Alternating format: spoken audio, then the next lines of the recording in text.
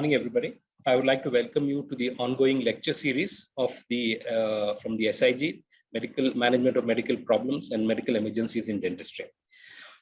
We have been lucky in our field in dentistry when we are dealing with the bones in the maxilla and mandible, with the minimum amount of complications we have, combination possibly of the vascularity of that area, possibly the host defenses and the kind of commensal organisms. But that is not always the case.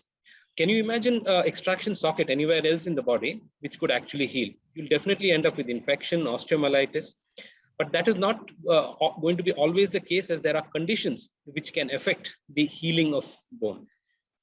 We are dealing with these conditions today. We will be looking at the homeostasis of bone and medical conditions that affect the homeostasis of bone. Dr. Sanjeev Rao Girimaji will be highlighting the topic for us. And we'll be looking at the dental implications of the medical conditions that affect the homeostasis of bone. This will be highlighted by Dr. Shyam Sundares.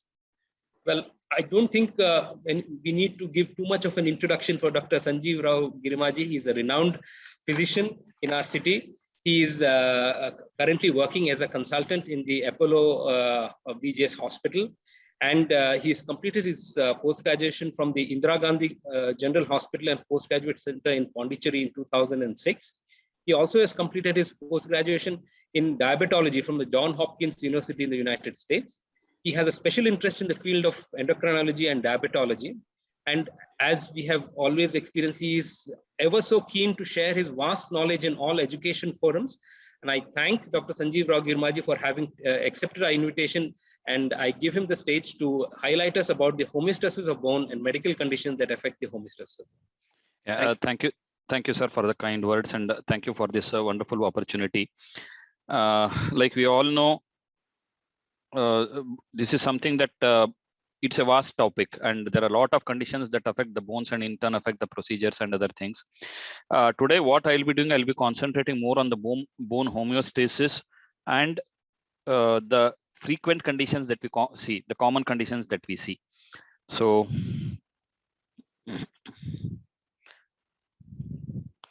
I think without wasting much time, let me straight away begin with this. Yeah, thank you. Yeah, and thank you, Dr. Shyam, for this wonderful opportunity and all the delegates for being here. So what do we know about the bone? It's a dynamic tissue. Unlike what people think, most people think it's a dynamic tissue that goes on constant changes. It's remodeled constantly throughout the life. So it has two sets of bones. We know that the compact and the cancellous bones, to provide the strength, density, both we have to ensure mobility as well as the protection. It has to form the skeletal framework, the support of the body for the rest of the systems, muscular system. At the same time, it should also allow the mobility. So compact or cortical bone roughly forms a cylindrical shell of the long bones, and the cancellous or trabecular bones, they form plate-like meshwork that internally supports the cortical tissue. So the extracellular components of the bone, they consist of solid mineral phase in close association with organic matrix. So this organic matrix constitutes about 90 to 95% of type 1 collagen, whereas the non-collagenous part is the heterogeneous part that contains serum, proteins and minerals. And this mineral phase is made up of calcium and phosphate. So this is the thing that most of us are worried about, the calcium and its effects. It is best characterized by poorly crystalline hydroxyapatite. So what happens is this mineral phase of the bone is deposited in intimate relation with collagen fibrils and is found in specific locations. That is what happens, the collagen fibrils forms a network mesh, and in between the mesh holes is where this calcium gets deposited. So this ultimate architecture of the bone minerals and matrix, it depends on the kind of the mesh or the network this collagen fibrils form. So the goal is ensure that the mineral and the matrix ensure that the bone has to withstand the mechanical stress and help in mobility too. So the bone has three types of cells: the osteoblasts, which synthesize and secrete the organic matrix and regulates its mineralization. They are from the mesenchymal origin. So we find these osteoblasts on the surface of the newly forming bones. Girimaji, the slides are not changing. Okay, I think you can go to the slide. Yeah. Now I think in this it will move. Anyway. So These osteoblasts, they are usually found on the surface of the newly forming bone. Their function is to secrete the matrix, which subsequently gets mineralized. And after this, the cell may become an osteocyte. So the osteocyte function, it is still connected with the blood supply and works as a messenger to the osteoblasts and osteoclasts. So these osteocytes, they account for a vast majority of the cells in the bone. They are the mechanosensors. So they communicate the signals to the osteoblasts and osteoclasts through the canalicular network and help to regulate the bone formation and reabsorption. So when it comes talk of the reabsorption, this is mainly carried out by the osteoclasts. They are multinucleated cells derived from the hemopoietic lineage. So they are different from osteoblasts in that osteoblasts are from the mesenchymal origin. Osteoclasts, they are from the hemopoietic origin. So there are a lot of factors which influence the osteoclast development and as well as its function. We'll come back to that later. So one of them is the macrophage colony stimulating factor, which plays a very critical role in several steps in the pathway and leads to fusion of osteoclast progenitor cells to form a multinucleated and active osteoclast. Hormones are there that influence these target cells. But the target cells of the osteoblast lineage also the hormones target to increase the production of both macrophage colony stimulating factor and receptor activated nuclear factor kappa, also called as RANK. So the commonest hormone, the one of the widely regulating hormone is the parathyroid hormone and the vitamin D. So the next is the calcitonin. It binds to the receptor on the basal surface of the osteoclast and inhibits the osteoclast function. The estradiol, it has multiple targets in the bone, including osteoclasts, immune cells, osteoblasts. So the ultimate goal of all these things to decrease the osteoclast number and reduce the bone resorption. So this is a small diagrammatic representation. What happens is whenever there is a reduction in the serum calcium levels, there's a proportional increase in the secretion of the parathyroid hormone. So this in turn mobilizes the calcium from the bone, promotes the synthesis of active vitamin D in the kidney, and in turn stimulates the mobilization of the calcium from the bone, as well as the resorption, absorption of the calcium from the intestine and regulates its synthesis. So when we talk of bone remodeling, so the commonest thing that we hear of is the osteoporosis. It is an age-related changes due to bone remodeling. So what happens is these changes, we should understand it may be occurring in a normally healthy bone with age, or it may be superimposed on a pre-existing peak low mass bone mass. So if the person already has a low bone mass and undergoes even a mild extent of osteoporosis age-related, then it is going to be significant for his bony structure. So during the growth phase or when till the puberty, what happens? The skeleton increases in size by linear growth and by apposition of the new bone tissue on the outer surfaces of the cortex. So this is called as modeling. Okay, so this allows the long bones to adapt in shape and to the stress placed on them. And at puberty, there is an increased sex hormone production, leading to skeletal maturation, skeletal maturation reaches the maximum mass and density in early childhood. And at puberty, what happens is the sexual dimorphism in the skeletal size becomes obvious. But almost till the hormones continue, the sex hormones continue to be active, the bone density remains the same between both males and females. So it's only after the menopause, the bone mass density starts falling in females, and during andropause, it starts falling in males. But during the active phase, when the hormones are still active, the bone mass density is almost comparable. Nutrition, lifestyle, especially the exercises or the lack of it, are very important role in growth. Also, the genetic factors play an important role in this skeletal mass and density. So in adults, the bone it becomes not the modeling, it becomes remodeling. Okay, it is a major metabolic skeletal process. It has two functions. One is to repair the micro damage within the skeleton so that the skeletal strength is maintained, and to supply calcium whenever it is needed in the blood. Whenever the blood calcium falls, the bone acts as a reserve from which calcium is drawn to maintain the circulating calcium levels. So acute demands, they involve the osteoclast mediated resorption as well as the calcium transport by the osteocytes. Whereas chronic demands for calcium can result in secondary hyperparathyroidism, leading to elevated levels of parathyroid hormone, increased bone remodeling, and overall loss of the bone tissue. So when we speak of bone remodeling, it's a coordinated activity of osteocytes, osteoclasts, and osteoblasts. So after the growth plates of the cartilage close through the actions of the estrogen in adults, the growth in the length and the endochondral bone formation cease. So there is no longer a linear growth, but however, the remodeling continues throughout the life. And to what extent? Almost about 4% of the surface of the trabecular bone is involved in active resorption. And radioisotope studies have indicated that in a person, in an apparently healthy adult, about 18% of the total skeletal calcium is deposited and removed every year. So in a year, almost about 18% of the skeletal calcium is changed. So normally in a healthy young adult, what happens? Whatever this amount of the calcium is removed from the bone is equally replaced in equal quantities. So the mass of the skeleton remains constant by around the age of 20. However, by around 30 to 45 years, the resorption and the formation process become imbalanced, where the resorption exceeds the formation. So this imbalance can also happen at different ages and varies at different skeletal sites, and in women, especially after menopause. So excessive bone loss can be due to an increase in osteoclastic activity or a decrease in osteoblastic activity. Either of them are possible. And in addition to an increase in remodeling activation frequency, the number of remodeling sites can also be increased, can magnify the small imbalance in each remodeling unit. So it's not just one bone has to undergo this abnormal remodeling. Even multiple small sites can affect this overall bone structure. So increased recruitment of bone remodeling sites produce a reversible reduction in the bone tissue, but can also cause permanent loss of the tissue and disrupted skeletal architecture. So when we are speaking of these various disorders affecting the bone homeostasis, so ultimately it is the same. It is an imbalance between the osteoclast and the osteoblast activity.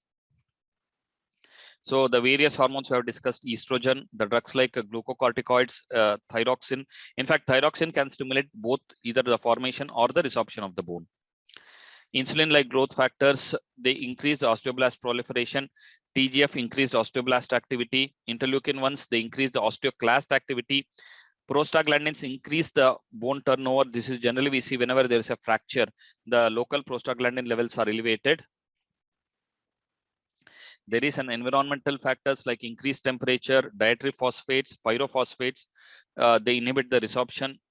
Fluorides, they stimulate osteoblast activity. And apart from this, various diseases, most of them we don't see commonly. I'm going to cover them in brief. So one is osteogenesis imperfecta, also called as the brittle bone disease. It's an inherited bone disorder. We commonly see them in families. It has an autosomal dominant mutation. Almost about 800 types of mutations have been identified in the genes encoding A1 and A2, alpha 1, alpha 2 chains of type 1 collagen. So patients have a skeletal fragility, increased fracture risk, present with blue sclera, hearing loss, and dental imperfections and joint laxity. The next thing is osteopetrosis. It's again a rarer genetic disease caused by reduced bone resorption. It's again an autosomal dominant trait, or can also be autosomal recessive. It affects the osteoclast numbers or function. So the most common clinical features are frequent fractures, scoliosis, cranial nerve deficits, and anemia. So this was the first genetic disease that was treated with a bone marrow transplant. Paget's disease, compared to the other two, relatively commoner, uncontrolled bone remodeling leading to ultimately areas of high bone mass that are architecturally unsound. Here the bone mass is more, but they are not stable, or they can bear the stress. So usually the onset is in late adulthood and with a relatively unknown cause, probably a combination of genetic and environmental factors. The most prominent clinical feature is bone pain, but can also be associated with, can present with fracture, bone deformities, or nerve compression. Hyperparathyroidism, it is predominant an endocrine disorder where there is an excess parathyroid hormone in the bloodstream. It can be primary because of the hyperplasia or the adenomas of the parathyroid glands. Either most of the times it's a single gland, so rarely can be multiple glands, or secondary due to hypocalcemia or compensatory increases in parathyroid hormone secretions. So the net result, whenever the parathyroid hormone goes up, there's an increased bone resorption leading to increased fracture risk. Osteoporosis, I'm going to concentrate a little more because this is the commonest condition that we see here. So it's a systemic skeletal disease resulting in low bone density and a microarchitectural deterioration. And these patients are more prone to fractures. So if you look at the burden in probably, they say that about 25% of the women and 10% of men above 50. This is the global statistics. The same thing holds good for India also. Probably going by the clinical experience, we are underestimating this. So most of the time it is underdiagnosed. And there was a study where it was found that about half the normal subject patients who underwent a DEXA scan had a low bone mineral density, which was previously not detected. So the main pathophysiology, we know that bone is a dynamic organ. There's a continuous remodeling process that is on. So whenever there's an imbalance between the formation and resorption, it results in osteoporosis. Effectively, it's a negative balance. The commonest contributory factor is age and menopause. So osteoporosis, we have two types. One is primary, where it is relatively unknown origin. Aging is supposed to be one of the factors. Accelerated with menopause or andropause, it is the commonest form. And secondary osteoporosis, there is a hormonal disturbances, disease or medications. There are a long list of medications and causes.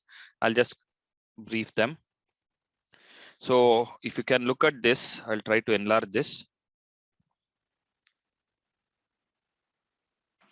So there are a lot of list of endocrine causes, some of them not very common. Hyperthyroidism we see, hypogonadism not very common, pregnancy yes, diabetes mellitus type 1 and type 2. So they are something that we see very commonly. They are the commonest endocrine diseases that we see leading to osteoporosis. Nutritional causes like alcoholism, anorexia nervosa, calcium deficiency, malabsorption syndromes, vitamin D deficiency. This is another factor that is being focused more and more nowadays. Sorry. Drugs like anti-epileptic drugs, aromatase inhibitors, chemotherapies, glucocorticoids, again, commonly used for various medical conditions. Heparin being used quite commonly, especially in patients with increased risk of, we see them, especially long duration heparin treatment, we see in pregnant women who are at risk of clots. Proton pump inhibitors are the commonest and widely used drugs, and most, unfortunately, not just the patients, most practitioners even believe that they are very safe and can be used for days together. I've seen patients consuming them for years together. They're at a very high risk of osteoporosis. Again, pioglitazone and other rosiglitazone, thyroid hormones in supraphysiological doses, collagen disorders we have, and others like diseases like HIV, ankylosing spondylitis, COPD, because it's a chronic inflammatory condition, hypercalciuria, prolonged immobilization following fractures, CVAs or other conditions, myeloma and some types of cancers, renal tubular acidosis, renal failure. All these, there are multiple big list of secondary causes that can lead to osteoporosis. So effectively what happens is they're low energy trauma. Most of the times patient may not even remember having had a injury or a trauma. So the commonest sites are spine, hip and wrist, especially in young adults we see in probably younger age group. I shouldn't call them young adults. In younger age group, we see wrist more commonly involved. In advanced stages, spine and hip are common. So almost 1 in 3 women and 1 in 5 women will above 50 will experience this osteoporotic fractures. So the fracture increases with age. If you can see here, this represents the wrist fracture, the vertebral fracture, and the hip fracture. As the age advances, the risk of the vertebral and the hip fracture grows. So above 75, more common is the vertebral fracture and the hip fractures than the wrist fracture. Slides are not changing. Sorry. Yeah, you can see now. Yeah. Yes. So this is what we see. with advancing age, it is the vertebral and the hip fractures that become more common. So again, if you look at the risk factors, we have two modifiable, that is the low body weight, smoking, lack of exercise, nutrition, and drugs. And modifiable factors like age, females, white and Asians, genetic factors. So again, let us remember it may represent just a microvascular disease or a complication of diabetes. So again, it is believed to be that advanced glycation end products, which are supposed to be the mediators that result in both microvascular and macrovascular complications in diabetes, they accumulate with age and hyperglycemia. They increase the brittleness of the bone, reduce the turnover rate of the bone, decrease the bone strength independent of the bone mineral density. So this is how the postulation for diabetes leading to exaggerated osteoporosis. So again, various other endocrine factors like low vitamin D, low insulin like growth factor 1, hypocortisolism, CKD and its offshoots, hypogonadism, all of them lead to low bone mineral density. So resulting in a reduced turnover, bone turnover, reduced biomechanics and the quality of the bone. The next question is about the obesity. Most of the type 2 patients, type 2 diabetic patients are obese. Even otherwise also we see that it's an increasing, it's a nutritional pandemic that is we are seeing now. So there are factors that weigh in and against increased fat. One, where low weight is a risk for osteoporosis or fracture. So whether being obese is going to be helpful, probably no. Higher weight has been associated with higher bone mineral density and lower fracture rates. But let's remember that fat can induce an artifact on DEXA measurement, giving a falsely elevated bone mineral density. Fat is a source of estrogen, so that is good for the bones. Is it so? So probably. But the problem is most of these patients have comorbidities such as diabetes, vitamin D deficiency, resulting in a poorer skeletal structure, increased risk of osteoporosis. Higher insulin levels may be positive for skeletal factor, and extra padding of fat may help to lessen the impact of the fall. But we should remember there are a lot of other comorbidities associated with obesity. And women and earlier menopause results, and in men lower testosterone levels, again resulting in osteoporosis. Marrow has more fat and fewer osteoblasts, again contributing to osteoporosis, and it may cushion the impact of the fall, but the thing is that it also leads to increased risk of falls. There's an increased incidence of fall. So obesity itself is bad. Diabetes is bad, obesity is bad, and both of them are doubly bad for the bones. Again, another common thing that we are going to see is the bariatric surgery. More and more people are going for that. Here there's a rapid weight loss, nutritional deficiency, adipokines, then sex hormones are affected. There is a drop in those hormones. There is a CNS signaling. Gut and the pancreatic hormones are affected. All of them lead to, again, increased risk of osteoporosis.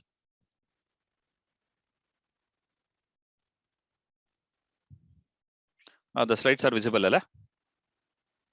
They're visible.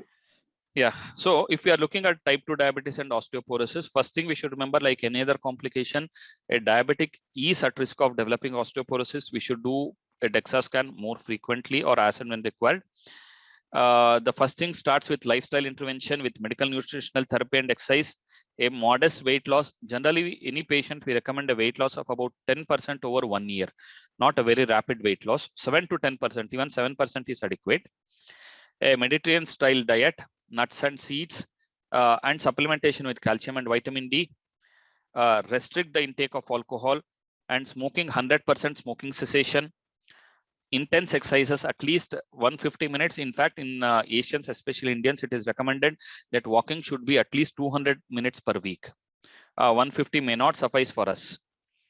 And weight bearing exercise to improve the muscle tone and muscle mass. And when it comes to the treatment of type 2 diabetes, we should remember that drugs like pioglitazone, SGLT2 inhibitors, insulin, frequent hypoglycemias can all worsen the osteoporosis. So better to avoid them unless there is no other option. Prefer drugs like metformin, sulfonylurea, DPP4 inhibitors, and GLP-1 recombinant analogs. check the blood pressure, vision, and neuropathy, because they can lead to risk of falls. And I think Charcot's joint is something that happens with neuropathy, again, increased risk of fracture. If the patient already has osteoporosis, prefer bisphosphonates and continue treatment and as indicated for osteoporotic guidelines.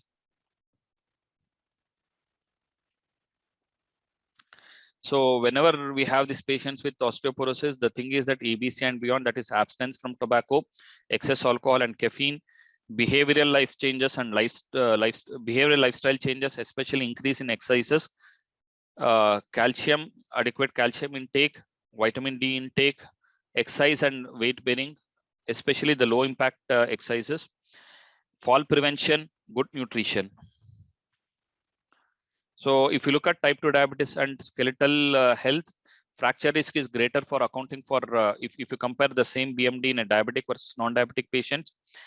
Contributing factors include falls, obesity, the drugs like glitazones, SGLT2 inhibitors, and most important is worsening type 2 bone quality. And we should remember that intensive glycemic control alone does not increase the bone health. There is no increase in risk of fracture, but poor control increases the fracture risk. Standard guidelines for fracture prevention like fall prevention, nutritional adequacy, lifestyle modification should be allowed. If the fracture has already occurred or if the fracture risk is high, pharmacological treatment is appropriate. But the treatment, whatever we have been using, it has not been validated in diabetics versus non-diabetics. There is no head-to-head comparisons trials. So total bone strength is used to assess the fracture risk in postmenopausal women with diabetes. So again, another small thing we should remember is that there are a lot of not just the diabetes, various inflammatory conditions, whether it is collagen vascular diseases, inflammatory arthritis, or even COPD, where there is an increased risk of osteoporosis. There is immobility, inadequate nutrition resulting in lean mass, resulting in reduced osteoblast formation, chronic inflammation leading to cytokines which reduce the osteoblast activity. Hypogonadism could be one reason. They all increase the inflammation, also increases the osteoclast activity and reduces osteoblast activity. So even these patients, COPD patients and patients with chronic inflammatory diseases, including Crohn's and inflammatory bowel disease, all these patients are at risk of osteoporosis. I think my scope, Dr. Shyam will be covering more on this. Just a brief note that bisphosphonates are one of the widely used options for treatment of osteoporosis. But there has been, it has been documented, probably it is not a new thing. Previously, patients working in matchstick industry using phosphorus, they had high levels of phosphorus, and Phosija was described almost a century or two before. So they can osteoporosis are quite common with I mean they're treated with bisphosphonates. So whether the increase in the treatment or the usage of bisphosphonates are going to lead to increased risk of patients with necrosis of the jaw, it's something that needs to be seen. There is something called as osteoradionecrosis with the radiation therapy to tumors of head and neck. It creates a hard and soft tissue hypoxia, hypocellularity, and hypovascularity, resulting in a significant decrease in healing and necrosis of the bone, in healing and increase in necrosis of the bone. Osteomyelitis with that is the bacterial infection of the bone, primary or secondary to dental or other oral infections can lead to osteomyelitis. So probably this ONJ, that is osteonecrosis of the jaw, was described first in 2003 with a higher frequency in mandible than in maxilla.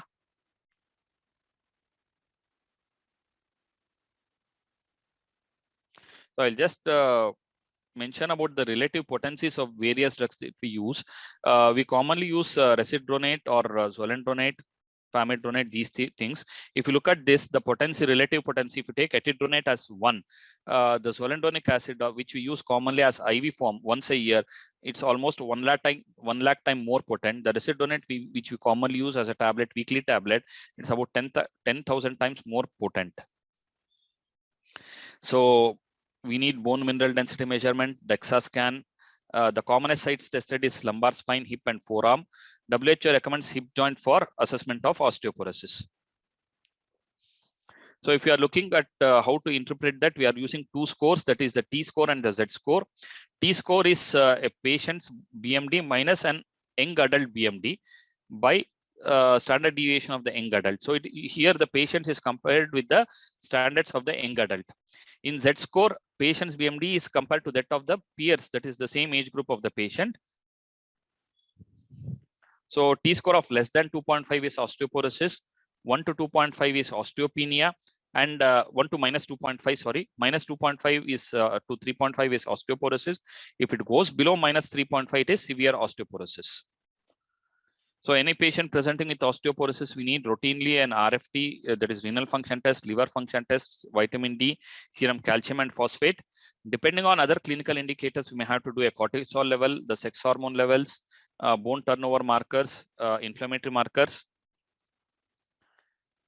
So if the patient has presented with fracture, the first thing in management is pain relief, whether it is through conservative or surgical means, fracture specific treatment. If not, prevention of fractures by preventing falls and strengthening of the bones.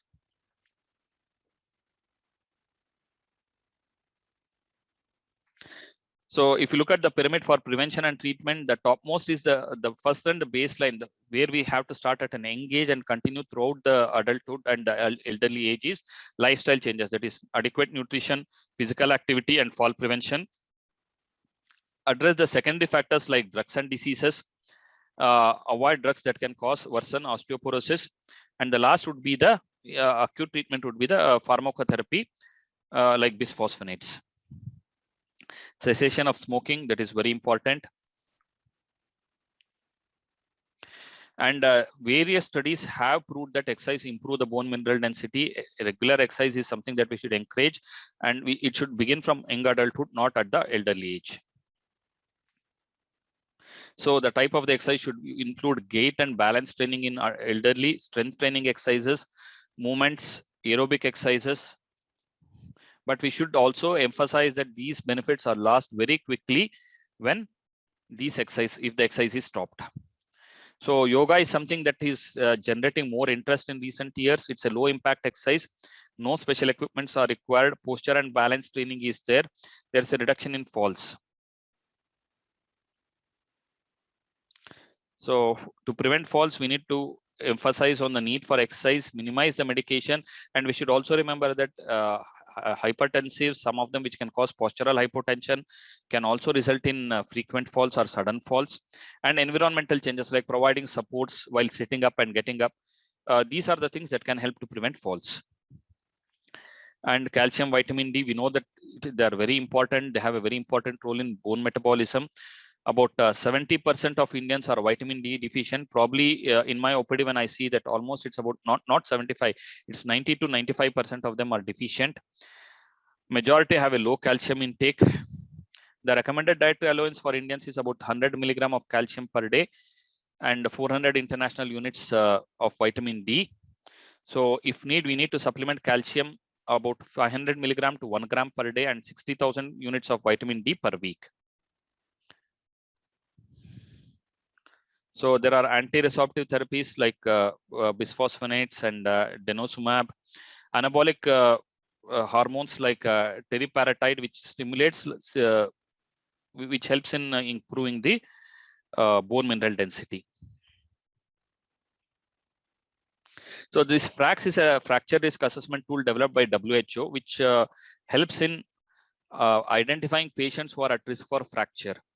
So it's a prediction tool, 10-year probability of the major osteoporotic fractures. It predicts. It combines bone mineral density as well as the clinical risk factors, and it helps in decision to treat, in which patients to initiate the treatment. So just to brief about the bisphosphonates in the treatment of osteoporosis, alendronate, it's used at 10 milligram daily or 70 milligram per week. If the patient is osteoporotic, if it's as a prevention, 5 milligram daily or 35 milligram weekly. Residronate, it's 5 milligram weekly or 35 daily or 35 milligrams weekly or 150 milligram per month. Zoledronic acid is something that is available as the IV. It is 5 milligram IV yearly. So the commonest side effects on initiation of the treatment is reflux esophagitis with esophageal ulcers, very common with oral therapy. Better to give these drugs on empty stomach for a better absorption. Patients with esophageal disorders and severe reflux esophagitis, these drugs are to be avoided. It should be given with 1 glass of water, and the patient has to remain upright for 30 minutes. So the side effects is the patient can have a hypocalcemia, which is transient, more common with IV than oral agents. Higher risk of hypoparathyroidism, vitamin D deficiency, and low calcium intake. It increases the risk of this. So before starting, check the calcium levels, vitamin D levels, and supplement them before starting on this zoledronate. Followed by the infusion, they can have flu-like symptoms that can last for 24 to 72 hours. There, the treatment is going to be symptomatic only with paracetamol. It is to be avoided in patients with CKD or patients with raised blood urea and creatinine levels. Adequate hydration should be maintained. ONJ is another complication.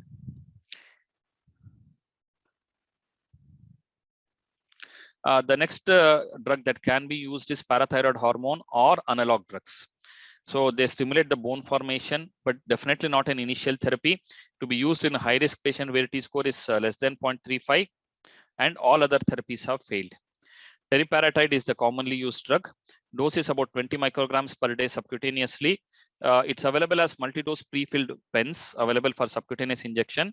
Only thing is it's a very expensive drug, and it has to be given for not more than 2 years. The side effect include hypercalcemia. In a patient with hypercalcemia or hypercalciuria, it has to be avoided. Serum calcium, phosphorus, creatinine, alkaline phosphatase, albumin, and vitamin D levels should be checked before initiating this drug. Hormonal therapies that was again commonly used because menopause was associated with low estrogen and increased osteoclast activation and bone resorption. Stroke and the heart disease also increased, so it was presumed, or it was believed, that hormonal supplementation may reduce all these risks. So it has definitely proven benefit in osteoporosis. Observational studies have also indicated cardiac benefits.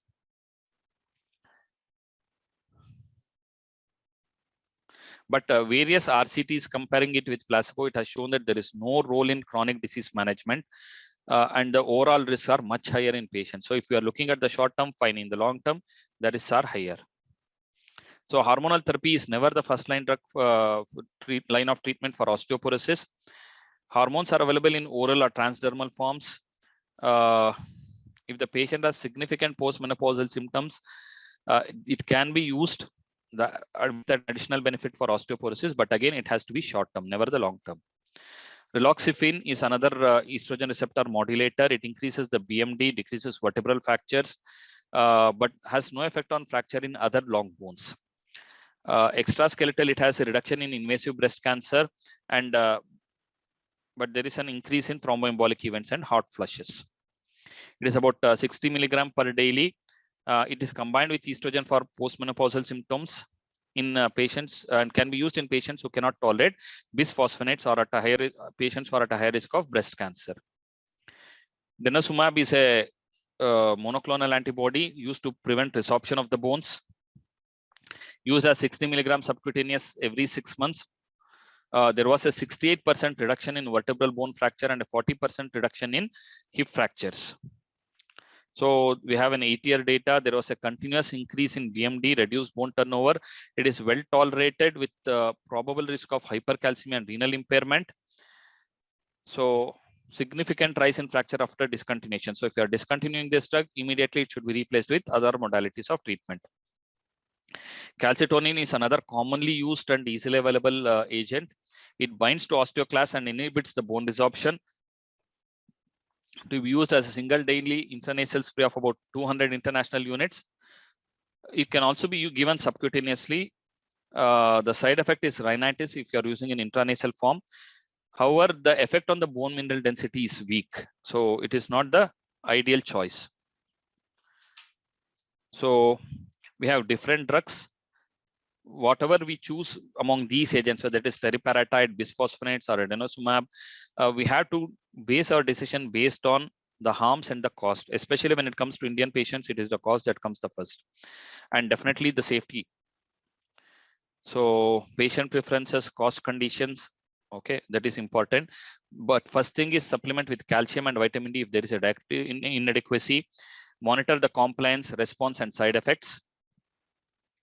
So low acceptance of the treatment in elderly for secondary prevention of osteoporotic fracture in only half the patients were compliant. So it is very important to keep emphasizing them, to keep every time the patient comes, to impress on them the need to continue these medications. So to monitor the response, we commonly use DEXA 1 to 2 years after initiation of the therapy. We need to assess for bone mineral density increase. If there is no increase or if there is a decline, probably change the drug. So bisphosphonate has the longest data in terms of the duration of use. There are residual effects or benefits even after discontinuation. If there is a drug holiday, we need to monitor for bone mineral density and fractures. So stable patients up to 3 years can be used, alendronate and resedronate. High risk patients up to 6 years. In zoledronic acid, we can give it for up to 3 years in stable patients. In high risk patient, up to 6 years. Teriparatide can be used for up to 2 years. Monitor, but because once we stop the drug, there's a decline in bone mineral density, we need to back up with an alternate therapy. Riloxafen and denosumab are effective as long as the therapy is continued. If there is a discontinuation of the therapy, we can see the reversal of the effects. Yeah, thank you.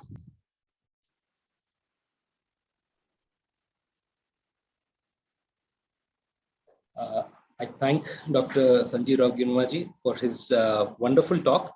A complex field of bone homeostasis has been explained to us in a very simple manner for us to understand. He has highlighted all the drugs that are commonly used. Many of us are not familiar with many of these drugs. We sometimes restrict ourselves to bisphosphonates or a few things. There are so many drugs that have come in this field.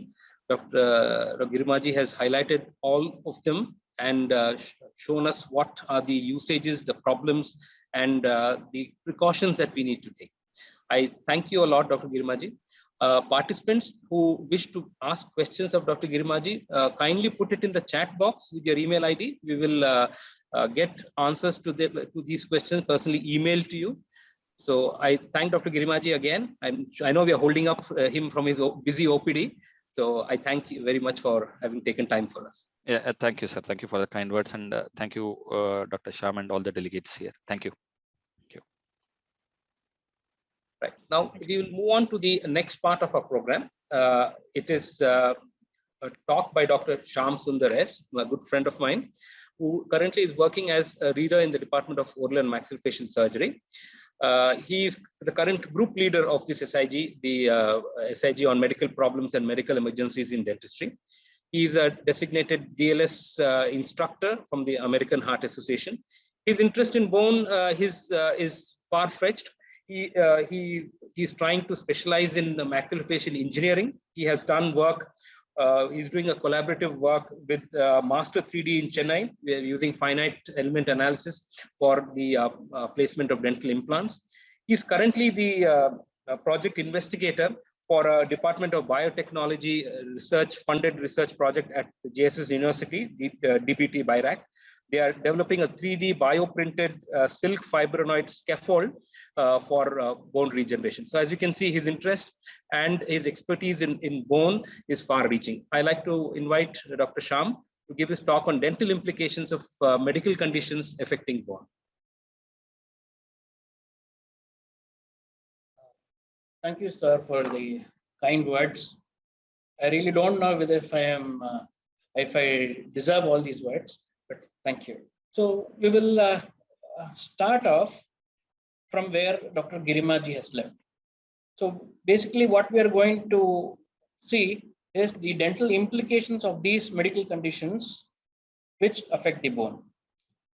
So whatever be it, from a skeletal point of view, what we can see is there is some sort of a disorder of the bone homeostasis. These are all disorders, whether it is osteonecrosis or a Paget's disease, radionecrosis, or endocrine disorders like diabetes or hyperparathyroidism, long-term steroid therapy, all these in some form affect the bone homeostasis. Either it is a positive balance between the osteoblast and the osteoclast, or a negative balance between them. Starting off, there is a huge amount of interest when we are speaking about the medication-related osteonecrosis of jaw. This term was coined in 2014.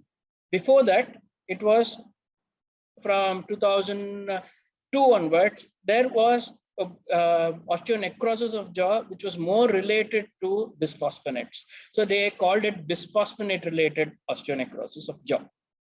Now, the current terminology is the medication-related, because it is not just bisphosphonates which are causing osteonecrosis.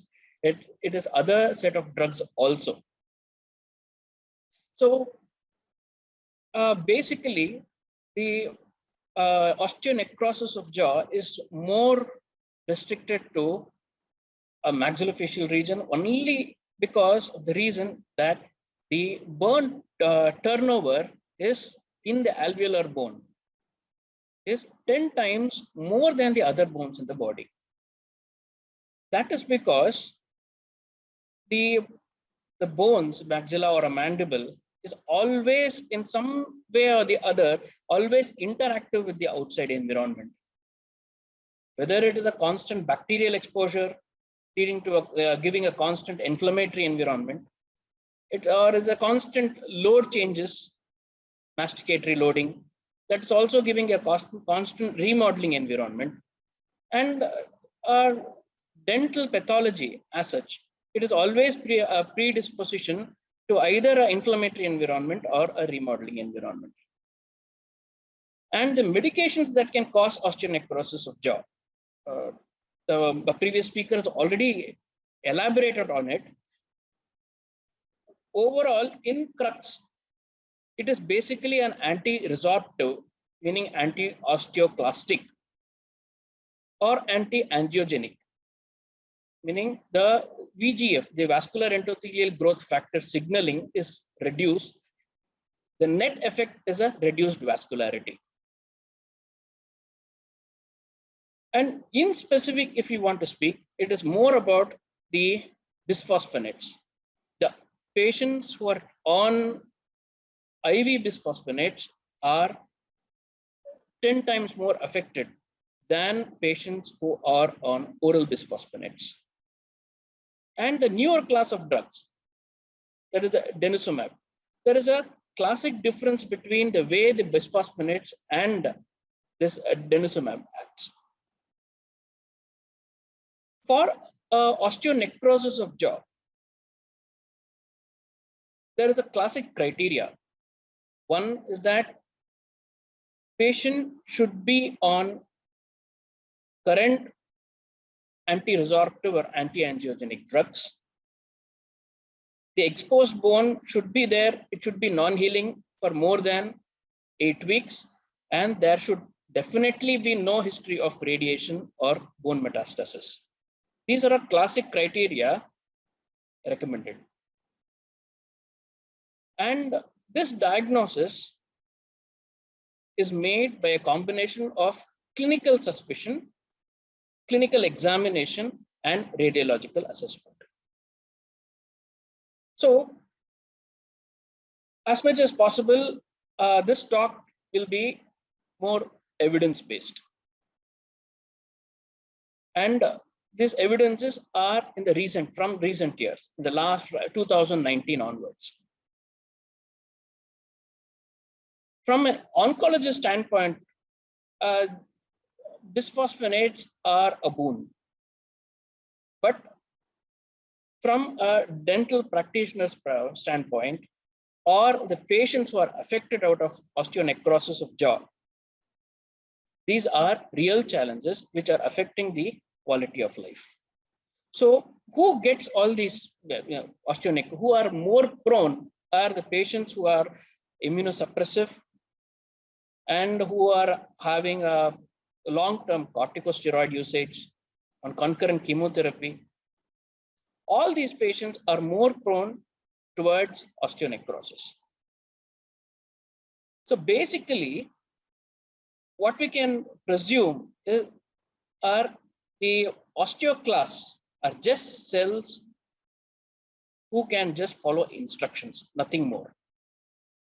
They are either directly or indirectly guided by the signals of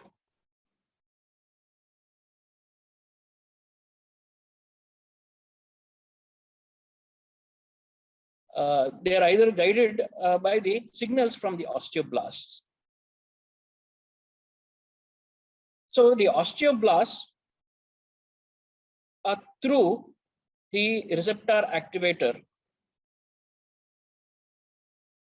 of the nuclear factor K. It is called as the rank L ligands. They instruct the osteoclast to resorb. And the osteoblasts form bone through the signal from the osteoproteogerium. So there is always a balance between the osteoblastic and osteoclastic activity. With respect to bisphosphonates, what really happens is they have a high affinity for hydroxyapatite in the bone matrix. Hence, one dose of IV bisphosphonate, it almost has a half-life of more than 10 to 12 years. So they get readily bounded to the hydroxyapatite, the bone matrix. And once the osteoclast, there is, suppose there is you do a tooth extraction, the bisphosphonate, the osteoclast try to resorb the bone. So the bisphosphonate from the alveolar bone matrix is released, and they directly affect the osteoclastic function. They inhibit the osteoclastic function, and all these anti-angiogenic and anti-osteoclastic effects of the bisphosphonates start up. They inhibit the formation of granulation tissue, and which are actually needed for the wound healing and the bone remodeling. And because of the anti-angiogenic effect of the bisphosphonates, there is a pure vascularity in that area, and sequestration progresses. When this is superadded with the bacterial environment in the oral cavity, the infection promotes the increase in osteonecrosis. The bisphosphonates, finally, they also inhibit the mucous.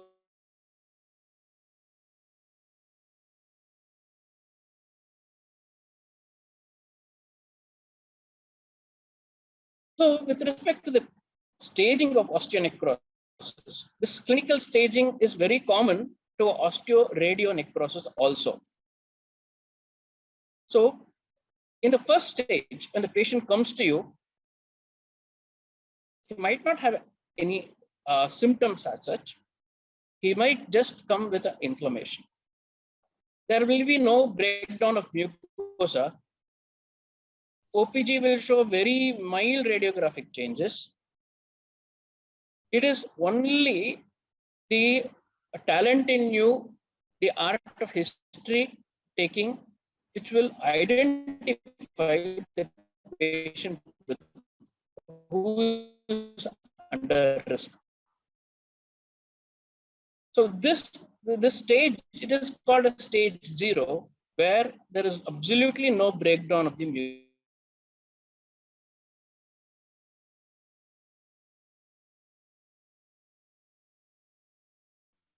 Suppose a patient comes to you, if he has a previous history of medication-related osteonecrosis of jaw, he automatically goes to the high-risk category. Either this patient or any resorptive, he is on or was on any anti-resorptive or anti-angiogenic drug. He's had bisphosphonate. Even now, there is an alternate to bisphosphonate, that is the denosumab. There is a small change in the mechanism of action of denosumab. this denosumab is basically a monoclonal antibody for the rank L molecules, which actually inhibit the osteoclast from functioning. So they actually are not inside the bone matrix, but they act out from outside the bone matrix. So the effect of the chances of osteonecrosis are less in patients. But if such patients are on added therapies with glucocorticoid, that is the steroids, then the patient is on a low risk. And added denosumab or bisphosphonate added with glucocorticoid, automatically they could come to the high risk category. So this is possible only if you take a proper history and proper clinical examination. From stage 0 to stage 1, there is a breakdown of mucosa, and one cortex of the bone, usually the mandible or maxillary. Mandible is more prone. One cortex of the mandible is exposed or it gets involved in stage 1. Still, the patients might be asymptomatic. Most of the patients who report with osteonecrosis report at this stage, only because they are seeing some exposed bone in their oral cavity. Here, even a chlorhexidine mouthwash is for maintenance of oral hygiene is much efficient than any other therapy, because patient does not have any other symptom other than exposed bone. And there has been studies telling that there is no deep colonization of the bacteria in such bone specimen which have been taken for biopsy. So there is absolutely no need to surgically intervene in these stages, and the necrotic bone, whichever was there, which it will eventually fall off and the granulation tissue regenerates. It's just that you need to have a very close follow-up of such patients. Very few patients who do not follow instructions progress to stage 2. In stage 2, what we can see is the cancellous bone is also involved along with the cortex. Here, the patient becomes symptomatic, and minimal surgical debridement just to remove the sharp bony edges, or long-term antibiotics and analgesia would suffice. If the patient is wearing dentures, you just have to relieve the dentures with soft liners. Whereas in stage 3, both the cortexes are involved, and there is an extraoral fistula and involvement of the inferior border of mandible or a maxillary sinus. The ideal thing to do in these cases, this will go for a surgical resection and reconstruction with a vascularized fibula.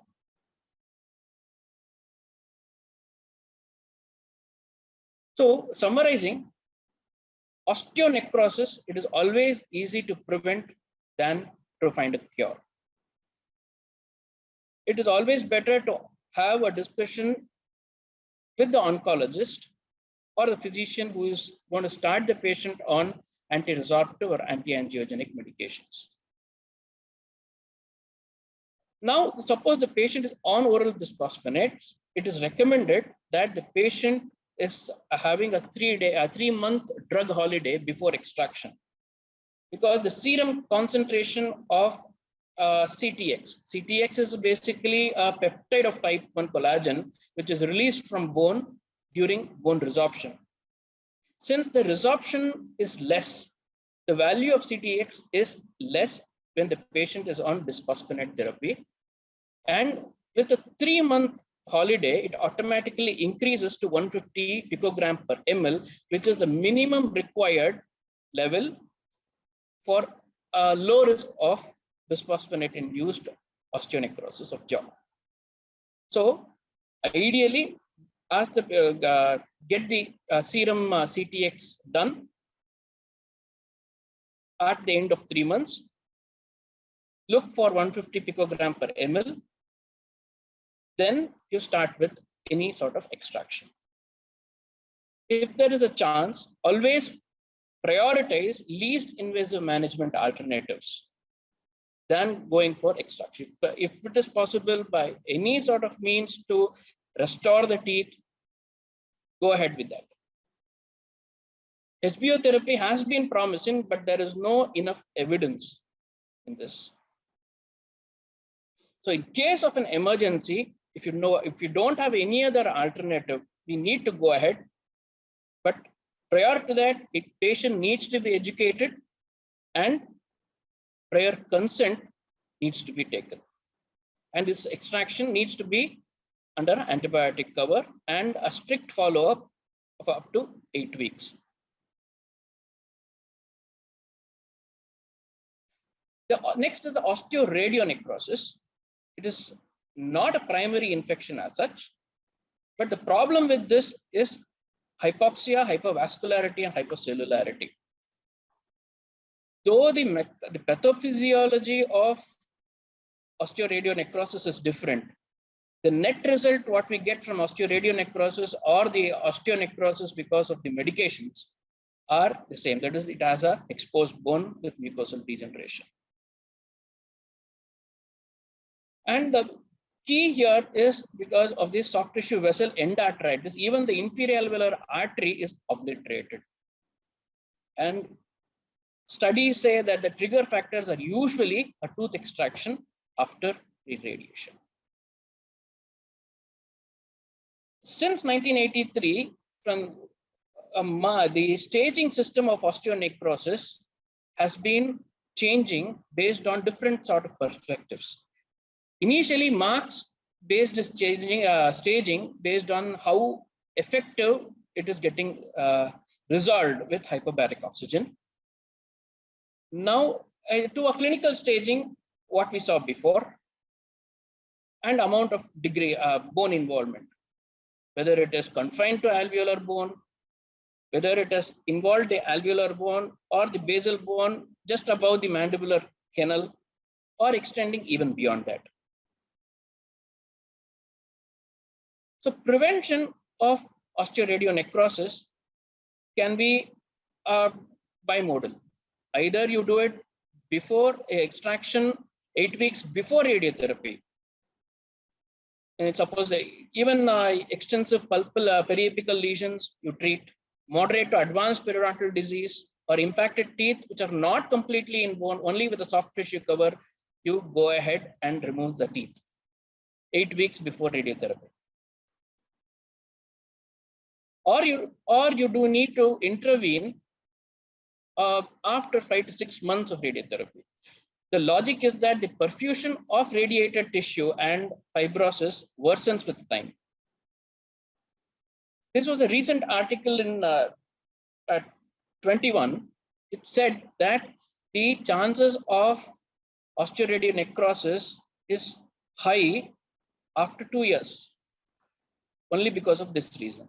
So ideally 5 to 6 months post radiation, we can go ahead with the tooth extractions. There is a lot of talk about this HBO therapy, hyperbaric oxygen. So it is basically a pressurized oxygen given into the body to reverse the effect of osteoradionecrosis. So it is it leads to neovascularization and decreases the hypoxia.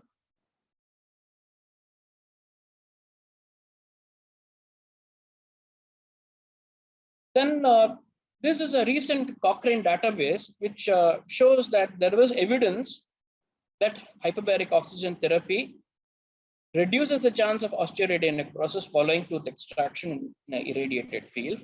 And they concluded that they needed further evidence. Whereas this one was in 2019, This study was a randomized control study. It said hyperbaric oxygen did not make any clinical significance. Going into the article, it was seen that the mode of radiation used was a intensity modulated radiation therapy. This is an advanced technology to manipulate the proton beams to the shape of the tumor. Hence, this sort of, we need not take this as the standard, because we need to speak about the Indian scenarios where IMRT is not commonly done. So we will stick with hyperbaric oxygen therapy as one of the modalities of preventing osteoradionecrosis. And there are centers in Bangalore, commercial. Initially, it was only in the Armed Forces Medical College. Now there are private centers which are dealing with or providing this hyperbaric oxygen therapy in Bangalore. So the management of osteoradionecrosis, very similar to the osteonecrosis. The earlier stages, it is just a conservative management with antiseptic mouthwashes, symptomatic management with analgesia, antibiotics, and minimal debridement. And there is a proposed protocol of medications, the pentoxifylline 400 mg BID with the vitamin E combined with the clodronate. The net effect is increased bone formation, increased vascularity. And there is enough evidence to say that 50% of improvement in 6 months and 92% improvement in 24 months. In the last stage, that is the stage 3, we always go ahead with, we don't have a choice, we go ahead with the resection and reconstruction with the vascularized fibula, which is giving us highly successful results, and it provides a chance for functionalization with dental implants. Next set of problems with the bone, this is the diabetes. Diabetes is the most common disease what we see, endocrine problem what we see, and it has a increased cortical porosity and decreased trabecular microarchitecture. So that especially when it is uncontrolled. The material properties are also affected because of the advanced glycation end products, which are directly binding to the collagen, which further affects the bone turnover. This ACE is responsible for the collagen cross linkages and increasing the bone stiffness. Especially with respect to type 1 diabetes mellitus, when there is poor metabolic control, it leads to a decrease in osteocalcin levels, which is having a direct effect on osteoblastic activity, influencing the bone metabolism. And we can say that there is a direct correlation between a glycosylated hemoglobin and bone healing. This was a recent study where they could find a typical difference between a normal trabecular pattern of the mandible in this image, and then when compared to the C3, which is the cortical layer clearly porous and with reduced thickness. Because they could directly relate to poor glycemic control and then the cortical thinning. And there are so many studies which are finally concluding that there is a significant inverse correlation between the values of the cortical and the trabecular bone density in the posterior region of mandible and HbA1c. So with this, what we can see is we need to be aware of the common problem with the bone turnover, which happens with uncontrolled diabetes. Hence, a value of when we are able to correlate the HbA1c to the changes in the trabecular pattern of bone, we will go for with a current glycemic index and a HbA1c. If it is under control, we will go ahead with the any procedure which is going to affect the bone healing, because we need to prioritize the post-operative uneventful bone healing patients. Next, we are going to see about patients who are affected by long-term steroid therapy. At supraphysiologic doses, the glucocorticoids induce apoptosis, and it contributes to loss of bone density and strength. And there is this sclerostin which is released from the osteocytes. It increases the circulating rank L molecules. These rank L molecules are directly instructive to osteoclasts for osteoresorption. And they also decreases the amount of OPG. This molecule is, or I would say it is a signal for the osteoblasts to lay down the bone. So when there is a osteoclastic activity increase and osteoblastic activity decrease in patients who are on long-term steroid therapy, it moves towards osteoporosis.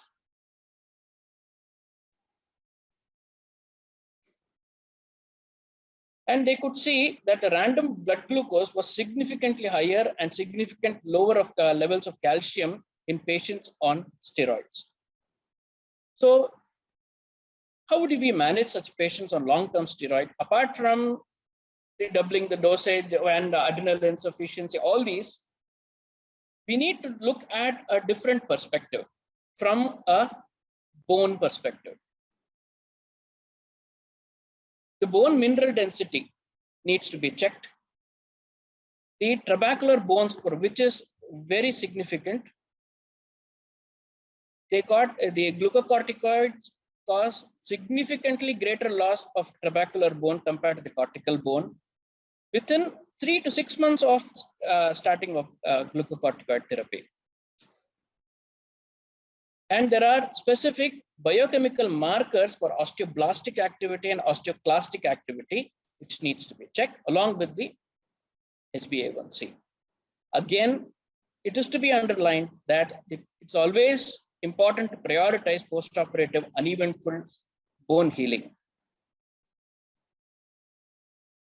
Next, again, one more set of a problem where again the bone turnover is disturbed. It's inducing induced osteoporosis.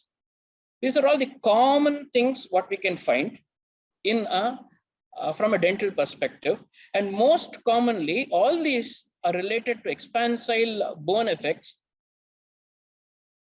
and frequently all these radiological findings we would see cortical destruction and tooth displacement.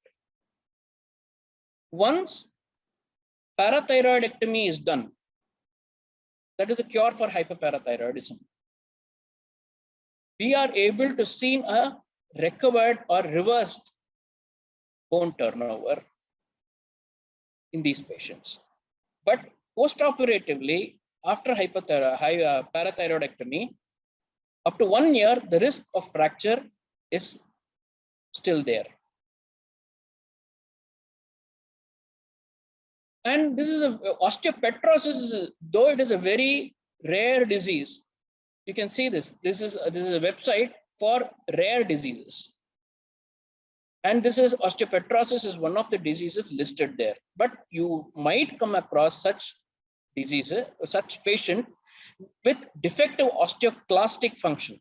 The osteoclastic function is decreased. So the impaired bone resorption, the net effect, you can see in this IOPA, there is a dense bone.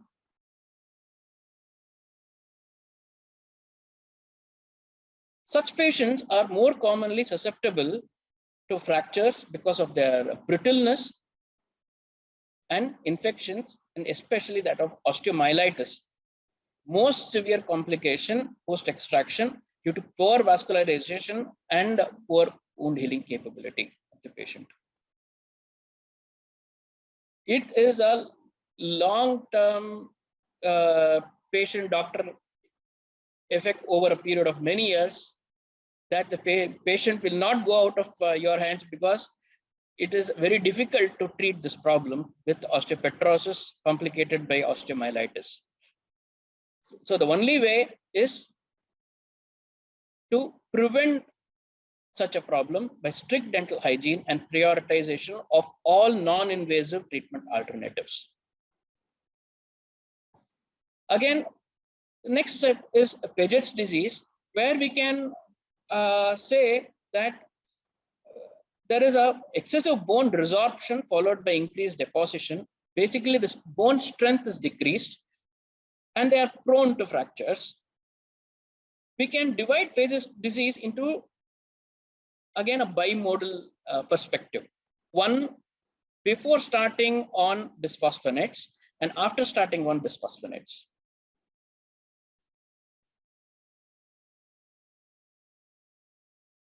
Before starting, they are usually treated with calcitonin.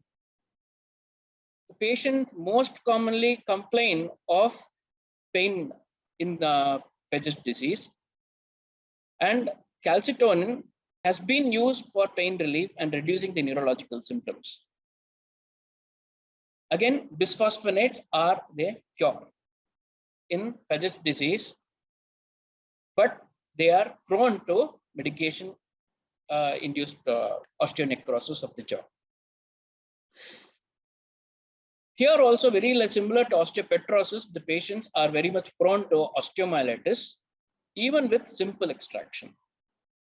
So summarizing, what we can see is in all these conditions, the medical conditions affecting the bone, the basic problem is with the bone turnover. And any in the bone intervention, what we will be doing will be affecting this balance of homeostasis. Though pathophysiologically different, the net effect is similar. And it is very important,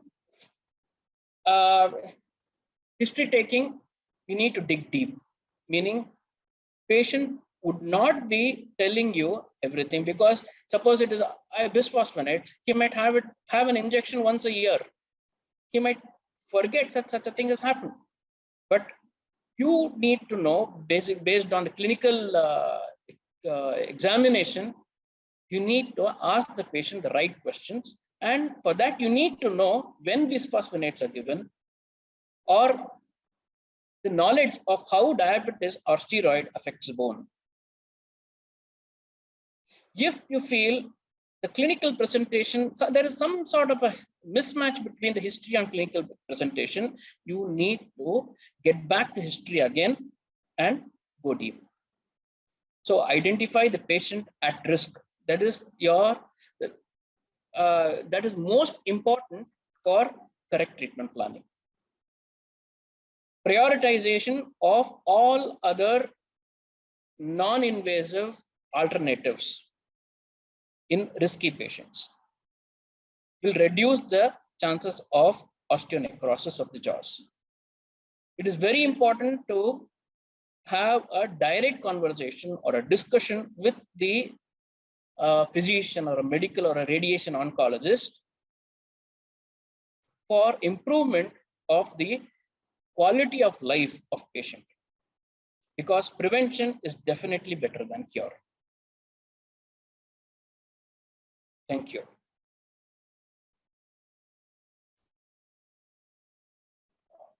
Right. Thank you, Shyam. As we have come to expect from you, a well-researched, evidence-based presentation. You've gone through various aspects, some of them which are good take-homes for us. One is the investigation that you mentioned, CTX, I think it's a good take home for us that there's a way that we can actually check, a way to know when we should be doing extractions in people who are on bisphosphonates. Also, the drug holiday concept that you mentioned, I think it's a useful thing for to discuss with the physicians. This could be done with these investigations to safely do the extraction procedure. And this period of 5 to 6 months post radiotherapy for ideal suited time for extraction also is something that we can bear in mind. With the statistics that you showed, that with time actually things get worse, not better. So that's a useful thing for people who are looking to do extractions in patients who had radiotherapy. Hyperbaric oxygen, the plus and minuses that you elucidated was very good, very nice. And the option of a medical management of osteonecrosis, which is available now, makes it much easier compared to what we have been used to doing in the past. Sham, I know we have had Dr. Girimaji, who is so knowledgeable about bone, but there are a lot of other specialists, people in, say, in the orthopedic field who are writing bisphosphonates. What have you found their awareness in relation to osteonecrosis of jaws in relation to what they've been writing? Osteoporosis, yes, it is an essential requirement, but this awkward condition called osteopenia, very often being treated. Are the other allied specialties as aware as physicians when it comes to jaw necrosis? I don't think so, sir. The thing is, the prioritization for them is different. Because the osteonecrosis as such is a very rare complication for them. So they don't look at from that perspective. But it is very important for us to let them know, let physicians know that, or orthopedicians know, or oncologists know that it is very difficult once osteonecrosis sets in. So we need to be giving them a bit of knowledge, I believe. That's exactly what I have found as well. Rarely have I found orthopedic surgeons being very aware, possibly very rightly, because this is a condition to a large extent restricted to the jaws, not something that they see in their field. So it's very natural that they would not be aware of this condition. I think it's possibly through the SIG, possibly a small a letter for advisory that we could possibly give to the IMA or somebody documenting any cases that we see, saying that, yes, we are noticing an increased incidence of this. This is just to bring to your knowledge. Possibly is something that we can think of. Yes, definitely. Because it makes the, as we have seen, or over the evidence what we have got, the life is much better by preventing than trying to find a cure. Because the cure over a period of, it is not just happening over a week or 10 days. It takes years sometimes for the entire thing to get resolved. I'm also aware of one case in Bangalore where the senior surgeon was litigated with the fact that he didn't take a history of bisphosphonate therapy, which caused necrosis. So these things happen. I think it's time for us to be very careful. With this, I would like to conclude our session on bone. I would like to thank all the participants who have been patiently listening to these wonderful talks. Please put your questions in the chat box with your email IDs. The speakers very kindly have agreed to answer you personally. And I would like to conclude by thanking Dr. Girimaji and Dr. Sham. They've explained all aspects of bone that be practically useful for us in a very understandable and a practical manner. And I thank you all for being part of this program.